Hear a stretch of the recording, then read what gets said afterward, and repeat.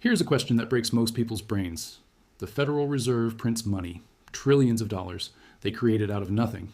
Just numbers on a computer screen. No gold backing it, no assets backing it, no one deposited anything. They just create it. In 2020 and 2021, the Federal Reserve created $6 trillion. $6 trillion. Out of thin air, they didn't mine it, they didn't earn it. They didn't borrow it from anyone, they just made it appear on a computer. But here's the problem. Every dollar bill in your wallet says Federal Reserve Note at the top. A note is a debt instrument. It's a promise to pay. When you sign a promissory note for a car loan, you're promising to pay the bank back. That note represents debt, which means every dollar in existence is technically debt. Someone owes that dollar to someone else. So if the Federal Reserve creates dollars out of thin air, and those dollars are debt, who does the Federal Reserve owe the money to? Think about it.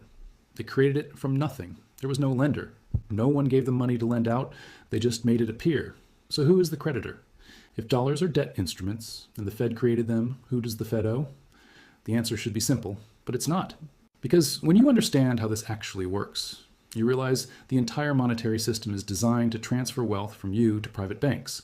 The Federal Reserve doesn't owe the money to anyone, but the United States government owes the money to the Federal Reserve, which is owned by private banks, which means your government borrows money that was created from nothing and pays interest on it forever to private banks. And you pay that interest with your taxes. It's the greatest scam in financial history, hidden in plain sight, running for over 100 years. And most people have no idea it exists. This is the story of how money is actually created, who really controls the Federal Reserve, and why the national debt can never, ever be repaid. Because if it was, there would be no money. The system is designed to require permanent debt and permanent interest payments from you to private banks. Before we answer who the Fed owes money to, you need to understand what the Federal Reserve actually is. Because everything you think you know is probably wrong. Most Americans believe the Federal Reserve is part of the government.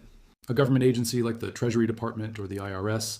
It's not. The Federal Reserve is a private banking cartel. It was created in 1913 by the Federal Reserve Act. And it was designed by bankers, for bankers, to give them control of the money supply. Here's the structure. The Federal Reserve System consists of 12 regional Federal Reserve banks.